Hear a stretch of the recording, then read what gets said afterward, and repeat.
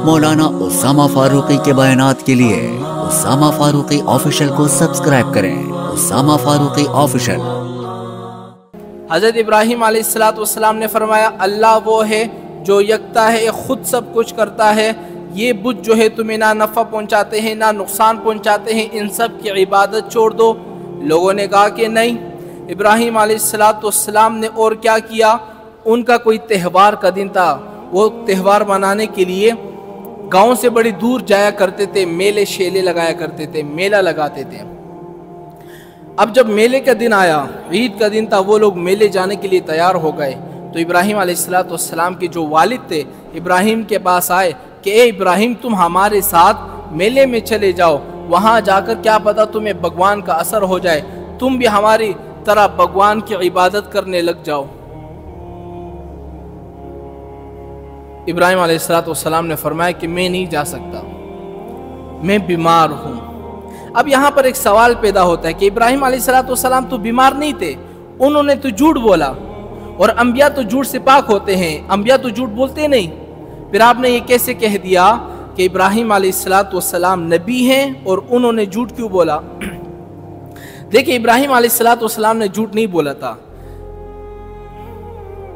एक बीमारी होती है जिस्मानी, एक होती है रूहानी। जिस्मानी बीमारी क्या होती है? मिसाल के तौर पर मेरे पेट में दर्द है, मेरे हाथ में दर्द है, मुझे कोई तकलीफ है, मैं बीमार हूँ, इसे कहते हैं जिस्मानी बीमारी।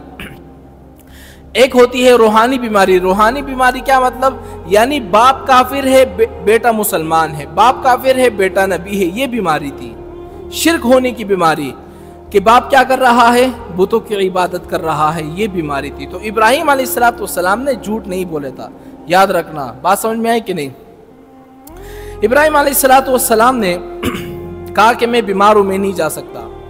उनके वालिद साहब ने कहा चलो ठीक है, तुम यहाँ पर रहो, हम सारे गांव वाले चले जाते हैं मेला देखने के लिए। सारे लोग जो है मेले के लिए निकल गए। अब सारा गांव खाली है। इब्राहीम अलैहिस्सलाम ने क्या किया, मंदिर के अंदर दाखिल हो गए और एक कुल्हाड़ी उठाई। वहां देखो रिज़्क देने वाला भगवान, वहां देखो बच्चे देने वाला भगवान, वहां देखो बारिश बरसाने वाला भगवान, वहां देखो किसी और काम करने वाला भगवान, वहां फलां भगवान। कितने ज्यादा बुत रखे हुए थे।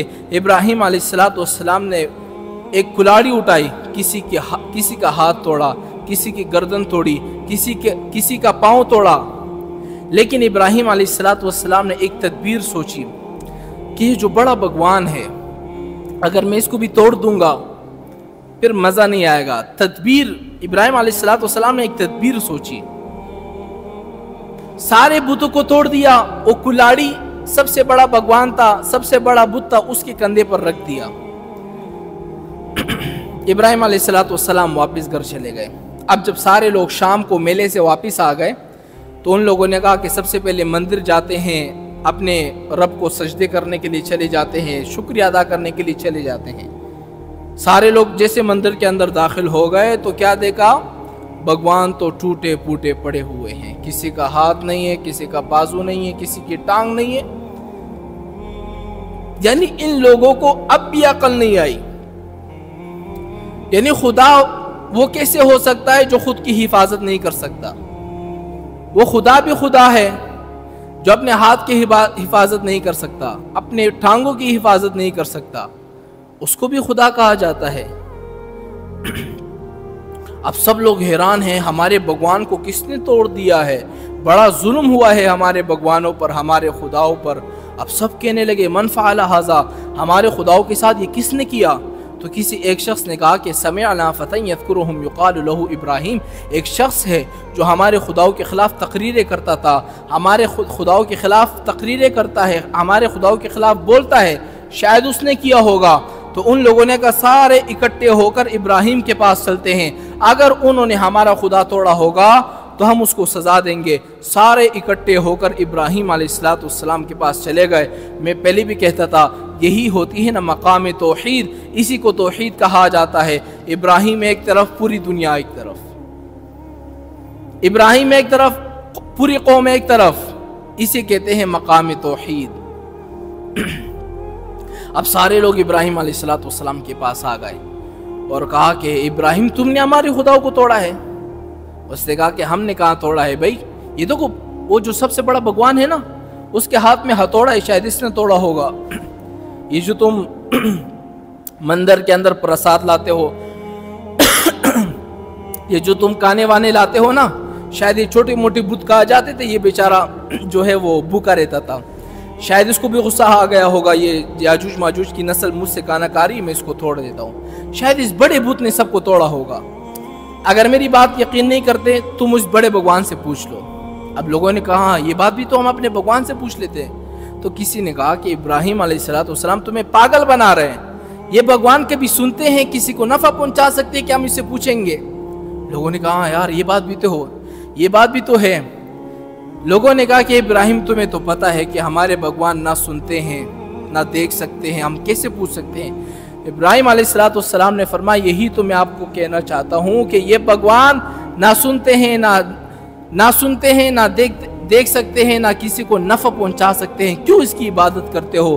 عبادت اس کی کرو جو رزق دینے والا ہے، عبادت اس کی کرو جو تمہیں بچہ عطا کرتا ہے، عبادت اس کی کرو جو کیا کرتا ہے؟ بارش برساتا ہے، تم کیوں اس بتوں کی عبادت کرتے ہو؟ اور ایک بات یاد رکھنا، ابراہیم علیہ السلام نے اپنی زندگی میں کبھی بھی جھوٹ نہیں بولا، ہاں 3 جھوٹ بولے ہیں، اور وہ جھوٹ بھی بظاہر جھوٹ تھے، حقیقت میں جھوٹ نہیں تھے۔ 2 جھوٹ تو انہوں نے اللہ کے لیے بولے ہیں، 1 جھوٹ اپنے لیے بولا ہے۔ ایک دفعہ ایک ملک سے دوسرے ملک کی طرف جا رہے تھے نا، تو اس ملک کا جو بادشاہ تھا وہ ایسا تھا کہ جو بھی مسافر ہوتا تھا نا اس کی بیوی کے ساتھ زنا کیا کرتا تھا۔ تو ابراہیم علیہ السلام ایک دفعہ اس ملک سے گزر رہے تھے کہ تو کسی چمچے نے خبر دے دی کہ ایک مسافر ہے، اس کے ساتھ بیوی بھی ہے، بڑی خوبصورت ہے۔ بادشاہ نے حکم دیا کہ جاؤ اس مسافر کی بیوی کو لے کر آؤ۔ ابراہیم علیہ السلام کو پتہ چل گیا کہ یہ بادشاہ ٹھیک بھی نہیں ہے، یہ کام کرتا ہے۔ تو ابراہیم علیہ السلام نے اپنی بیوی سے کہا کہ اگر وہ بادشاہ تم سے پوچھ لینا کہ تم میری کیا لگتی ہو تو ان سے کہہ دینا کہ تم میری بہن ہو، یہ نہ کہنا کہ بیوی ہو، تم کہنا کہ تم میری بہن ہو، کیونکہ اس وقت ہم دونوں ہی اس دنیا میں مسلمان ہیں، ہمارے علاوہ کوئی اور مسلمان ہے نہیں، اور ان المسلمین والمسلمات، مسلمان آپس میں کیا ہے؟ بھائی ہے۔ جیسے ہی دربار کے اندر آ گئے، اور ایک بات بتاؤں، وہ جو بادشاہ تھا نا اتنا ذہین تھا کہ اگر کسی کی بیوی ہوتی تھی تب اس کے ساتھ زنا کیا کرتا تھا، لیکن اگر کسی کی بہن ہوتی تھی، کسی کی بیٹی ہوتی تھی، اس کے ساتھ زنا نہیں کرتا تھا۔ اس کی وجہ کیا ہے پتہ ہے؟ وہ بادشاہ یہ سوچا کرتا تھا کہ اگر میں کسی بیوی کے ساتھ زنا کروں گا تو حمل تو اس کو ٹھہرے گا نہیں، اگر حمل ٹھہرے گا تو اس کا شوہر کا ہوگا، میرا تو ہوگا نہیں، لیکن اگر میں کسی کنواری کے ساتھ، کسی کی بیٹی کے ساتھ، کسی کی بہن کے ساتھ زنا کروں گا تو اس کے اندر جو حمل ٹھہرے گا تو پھر میرا ہی ہوگا، اس کی نسبت پھر میری طرف جائے گی۔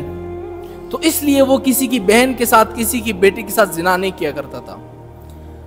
تو ابراہیم علیہ السلام کی بیوی کو اندر لے جایا گیا۔ جیسے ہی اس بدبخت نے آگے بڑھنے کی کوشش کی، ابراہیم علیہ السلام کی بیوی نے اسے بددعا دے دی، وہ زمین کے اندر دھس گیا۔ اب وہ بادشاہ معافیا مانگنے لگا کہ بہن جی مجھے معاف کر دو، یہ تمہاری بددعا ہے، مجھے دعا دے دو، میں آپ کے ساتھ کچھ بھی نہیں کروں گا۔ اس نے بددعا دے دی، بادشاہ باہر نکل آیا، پھر اس نے بڑھنے کی کوشش کی، ابراہیم علیہ السلام کی بیوی نے پھر سے بددعا دے دی، وہ پھر سے زمین کے اندر دھس گیا، 3 دفعہ اسی طرح دھس گیا۔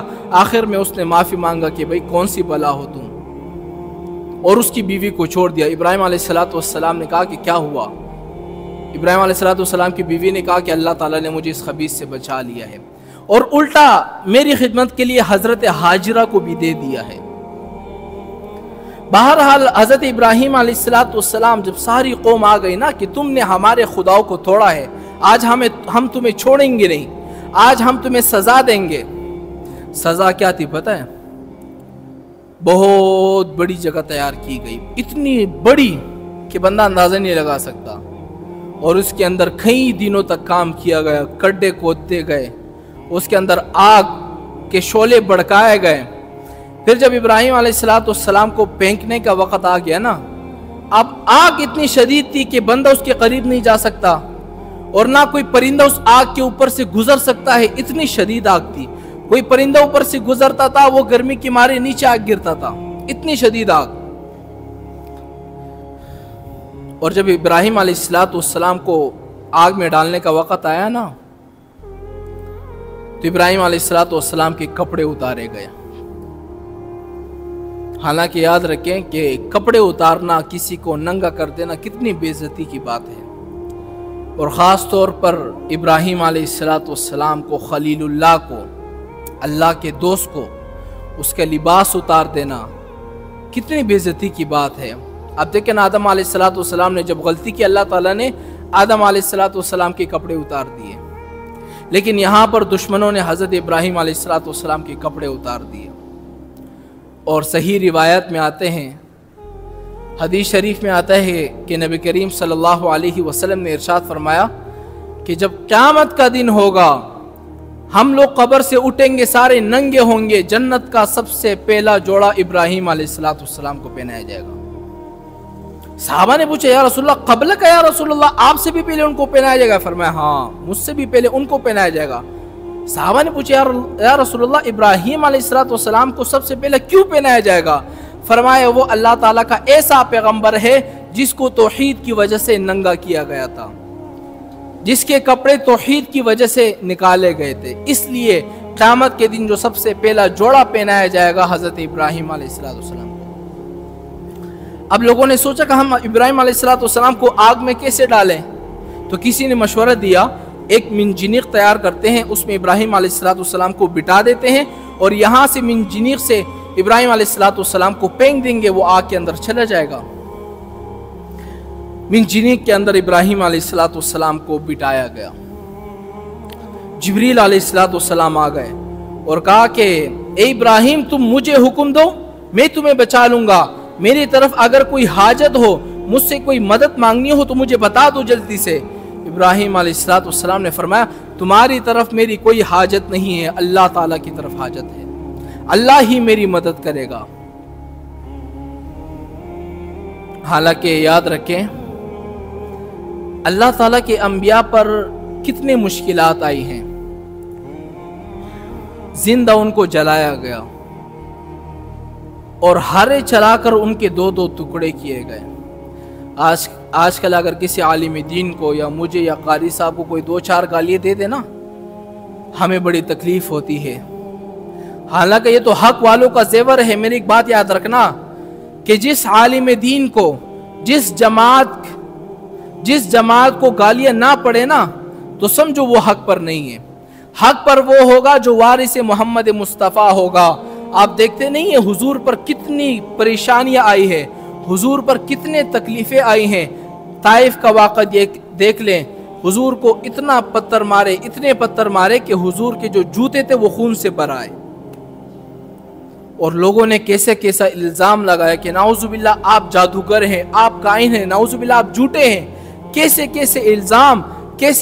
الزام نہیں لگایا کہ میرے نبی پر۔ لیکن اللہ تعالیٰ کا ایک ہی حکم تھا کہ اے میرے محبوب فصبروا، صبر کرو، صبر۔ آپ سے پہلے بھی انبیاء آ چکے تھے، ان کو بھی آزمایا گیا، اللہ تعالیٰ نے پھر ان کی بھی مدد کی۔ میں آپ سے بھی کہتا ہوں کہ جب بھی آپ پر مشکلات آ جائے صبر کرو، فصبروا، اللہ تعالیٰ کی مدد آئے گی۔ جب ابراہیم علیہ السلام کو منجنیق میں بٹایا گیا اور حضرت ابراہیم نے جبریل سے کہا کہ تمہاری طرف حاجت نہیں ہے، اللہ ہی میری مدد کرے گا، تو ایک دوسرا فرشتہ آیا جو بارش برسانے والا ہوتا ہے، خادن المطر۔ اب وہ سوچنے لگا کہ یار اس کے علاوہ بھی کوئی ایسی بات ہے کہ ابراہیم کو آگ میں ڈالا جا رہا ہے اور ابھی تک مجھے حکم نہیں ملا کہ اس آگ کے اوپر پانی برساؤ، لیکن بارش سے زیادہ تیز میرا اللہ تعالیٰ کا حکم ہے کہ نہیں۔ جیسے ہی آگ کے اندر ڈالا، اللہ تعالیٰ کی طرف سے حکم آیا، قلنا یا نار کونی بردا وسلاما علی ابراہیم، اے آگ ٹھنڈی ہو جا، اے آگ ٹھنڈی ہو جا، اور اتنی ٹھنڈی ہو جا، اتنی بھی ٹھنڈی نہ ہونا کہ ابراہیم کو ٹھنڈی والی تکلیف ہو، برابر ہو جا، سلامتی والی ہو جا۔ اور ایک بات یاد رکھیں، جو قرآن کے اعمال کے بڑے ماہر ہیں نا، وہ لوگ یہ لکھتے ہیں کہ اگر آپ میں سے کوئی شخص بہت زیادہ بیمار ہے نا، ٹھیک نہیں ہو پا رہا ہے، اور اس کی بیماری جو ہے نا بہت زیادہ سخت ہے، تو وہ اسی آیات کو پڑھ کر پانی پر دم کریں اور اس کو پلائے، انشاءاللہ وہ بیمار بہت جلد ٹھیک ہو جائے گا۔ قُلْنَا يَا نَارُ كُونِي بَرْدًا وَسَلَامًا عَلَىٰ إِبْرَاهِيمَ، کیونکہ اس میں اللہ تعالیٰ کی ایک شان ہے، ایک عظمت ہے، ایک حکمت ہے اس آیات کے اندر۔ اور جب ابراہیم علیہ السلام کو آگ کے اندر پھینکا گیا نا، لوگ بڑے خوش ہیں۔ اس وقت کا جو بادشاہ تھا نا، بادشاہ وہ بڑا خوش ہے، اور اپنے محل سے ابراہیم کو دیکھ رہا ہے کہ کیسے آگ میں جل رہا ہے۔ اپنی فیملی والوں کو اکٹھا کیا کہ آؤ آج ہم ابراہیم کو دیکھتے ہیں کہ کیسا جلتا ہے، ہمارے خداؤں کے خلاف جاتا تھا نا، ہمارے خداؤں کا مقابلہ کرتا تھا، آ جاؤ آج ہم ابراہیم کو دیکھتے ہیں کہ کس طرح آگ میں جلتا ہے۔ لیکن اللہ تعالیٰ نے جبریل کو حکم دیا، اس آگ کے پردے کو ہٹا دو اور اس کو دکھلا دو کہ ابراہیم کتنے مزے کے اندر ہے۔ جیسے ہی آگ کا پردہ ہٹایا گیا نا، تو نمرود نے دیکھا ابراہیم تو آگ کے اندر مزے کر رہا ہے، تو اس کے منہ سے بے ساختہ نکل گیا کہ اے ابراہیم، رب تو تیرا ہے کہ اس آگ کے اندر بھی تیری حفاظت کر رہا ہے۔ ہمارا رب تو صرف بھگوان ہے جو نہ سنتا ہے نہ دیکھتا ہے۔